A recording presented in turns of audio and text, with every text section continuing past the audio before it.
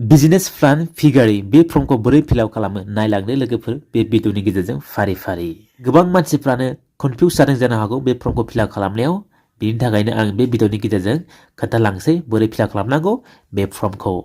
बे फर्मा जाहैबाय business plan फिगारि अमा फिसिनायनि फर्म बियो दा नायलांदो लोगोफोर अमा फिसिनाय फर्मखौ बोरै फिल आप खालामो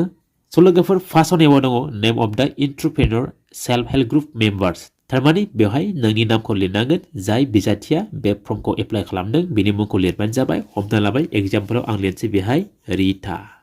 RITA रिता बर' दाना फैबाय सेकेन्डआव सेल्फ हेल्प ग्रुप MI स्क'र थारमाने गावबा गावनि सेल्फ हेल्प ग्रुपआव मोनसे MI स्क'र थायो 11 डिजिट हमना लादो आं लिरनोसै सेल्फ हेल्प ग्रुपनि MI स्क'रखौ 040060412 10 गासै 11 डिजिटनि MI स्क'र थागोन बेखौ होबानो जाबाय गावबा गाव सेल्फ हेल्प ग्रुपनिखौ दाना फैबाय कारेन्ट इक'नमिक एक्टिभिटी थारमाने प्रेजेन्टलि बर्तमान नों दा मा खामानि मावगासिनो दङ बेखौ होनांगोन हमना लाबाय एग्जाम्पल नों अमा फिसियो बा बोरमा फिसियो बा नार्सारि खालामो जायखिजाया गावबा गावनि मोनसे खामानि मावनायखौ होबानो जाबाय जुदि नोंथाङा जेबो मावाब्ला हाउस वाइफखौ होबानो जाबाय जुदि नोंथाङा हाउस वाइफब्ला बे हाउस वाइफखौ लिरनो हागोन दा आङो बर्तमान अमा फिसियो ओंखायनो आं अमा फिसिनायखौ लिरनोसै फिगारि आं बेहाय लिरबाय फिगारिखौ दाना फैबाय नेक्स्टआव कारेन्ट इनकाम फार एनाम थारमाने बोसोराव नों बेसेबां आरजियो बेसेबां खामायो बेखौ होनांगोन जाबाय सोरबा 10,000 बा सोरबा 15,000 सोरबा 20,000 जायखिजाया मोनसे होबानो जाबाय सोरबा 30,000 खामायनो हागौ बोसोराव हमना लाबाय रिता बर'आ इयारलि 15,000 खामायो बेखौ आं लिरबाय दाना फैबाय नेक्स्टआव name of the business which बिं प्लान टु स्टार्ट एक्सपान्ड थारमाने नोङो बबे बिजनेसखौ खालामनो थांखि लादों बा स्टार्ट खालामनो नागिरदों बा नों बबे बिजनेसखौ बारायदेरनो नागिरदों बेखौ लिरनांगोन जुदि नोङो नार्सारि खालामनो नागिरदों बा बे नार्सारि लिरनांगोन जुदि नोङो बोरमा फिसिनो नागिरदों गथारि बाव लिरनांगोन अब्ला बे आं लिरनोसै आंना दङ बेहाय अमा फिसिनायनि ओंखायनो आं अमा फिसिनाय लिरनोसै फिगारि बाव लिरबाय फिगारि दाना फैबाय नेक्स्टआव जोङो नैबेयाव मा फिल खालामनांगोन माबायदि बेखौ नायना लाबानो जाबाय जेराव बावहोनाय दंखायो नेम अफ द र' materials unit price, unit require, total cost. फार्स्टआव होनाय दङ पिगलेट थारमाने बे फर्मा अमा फिसिनाय नालाय ओंखायनो बेहाय पिगलेट लिरदों अमा फिसाफोर थारमाने नोङो अमा फिसाखौ माबेसे बायगोन आरो बेसे दामाव बायगोन बाव लिरनांगोन अब्ला आं हमना लाबाय मासे अमानि दामा 4,000 अब्ला आं माबेसे अमा बायगोन अब्ला हमना लादो मानै अमा बायनोसै ओंखायनो 2 लिरबाय दाना बे प्राइसजों बे फैसाजों नैबे मानैजों इन्टु खालामनांगोन बेहाय अब्ला जों इन्टु खालामना मोनगोन 2 into 4 8 होमबा 8,000 मानै अमानि दामा 8,000 जागोन दाना नेक्स्टआव फैबाय हममेड फिड थारमाने आदार अमानि आदार नोंनाव बेसेबां अमानि आदाराव बेसेबां खरस थांगोन बाव होनांगोन हमना लाबाय अमानि आदारा केजियाव 15 रुपिस आंनो नांगोन 300 केजि मानै अमायाव गासै देरजासिमाव अब्ला बे 15 रुपिसजों 300 जों इन्टु खालामबानो जाबाय बेसेबां मोनो अब्ला बाव मोनगोन जोङो 4,500 दाना फैबाय मेडिसिनथ' होनांगोन अमानो मानोना अमाया माब्लाबा समाव बेराम जायो माब्लाबा समाव लोमजायो ओंखायनो हमना लाबाय मेडिसिननि थाखाय बेहाय आङो 200 अब्ला अमाया बेसेबां मानै अब्ला 200 जों मानैजों इन्टु खालामदो जों जाहैगोन होमबा 400 थाखा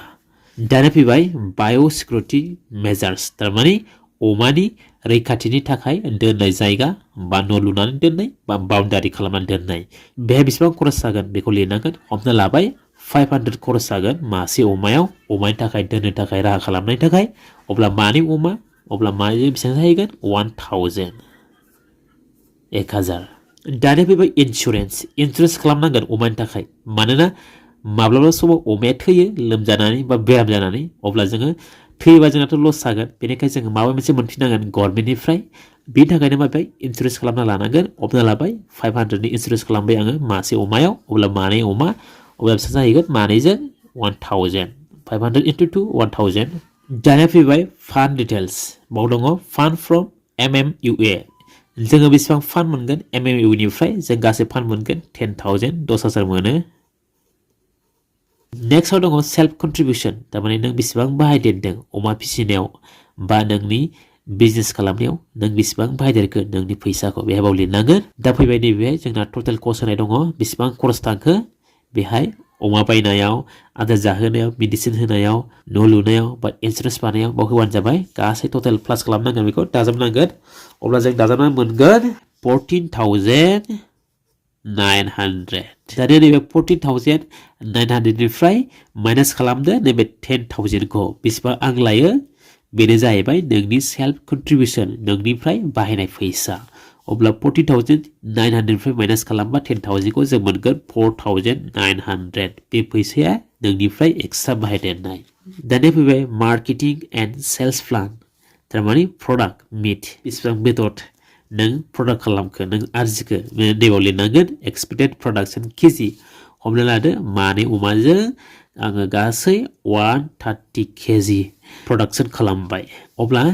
एभारेज सेल प्राइस अमानि दाम सेरसेयाव बेसेबां बर्तमान नोंनि बाजाराव बाव लिरनांगोन हमना लाबाय जोंनि एरियायाव अमानि प्राइसआ केजियाव 360 अब्ला टटेल सेल्स टार्न ओभार रेट थारमाने गासै बेसेबां नोङो आरजिगोन बाव लिरनांगोन थारमाने 360 पार केजियाव नोङो फानोब्ला 130 केजिखौ बेसेबां फैसा मोनगोन नैबाव लिरनांगोन नैबे खथायाव अब्ला जों बेखौ मोननो थाखाय मा खालामनांगोन इन्टु खालामदो 130 जों नैबे 360 खौ अब्ला 130 इन्टु 360 बेसेबां मोनखो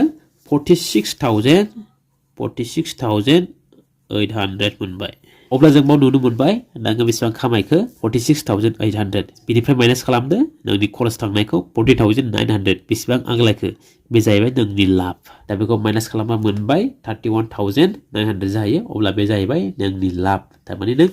बेखिनि फैसाखौ नों लाब आरजिनो हाबाय आरोखि दानिया फैबाय नैबे खथायाव एक्सपेक्टेड एडिशनेल इनकाम पार इयार थारमाने एक्सट्रा इनकाम फैदों नामा नोंना बे अमा फिसिनायाव बेयाव लिरनांगोन जेनेबा सापस नों अमा बुन्दि फिदों अमा बुन्दि फिबाथ' नों निस्सय अमा फिसा मोनो आरो नों अमा फिसाखौ फाननानै नों फैसा मोनगोन बेनो जाहैबाय नोंनि एक्सट्रा एडिशनेल इनकाम आरो नों अमा बिमाखौ फानोब्ला नों अमा बिमायावबो फैसा मोनगोन आरो नों फिसायावबो फैसा मोनबाय थारमाने बे एक्सट्रा जाहैबाय फिसाखौ फाननाया अब्ला हमना लादो बेहाय एक्सट्रा इनकामा जाहैगोन बेहाय 10,000 जास्ट आङो बेखौ अनुमान खालामना होबाय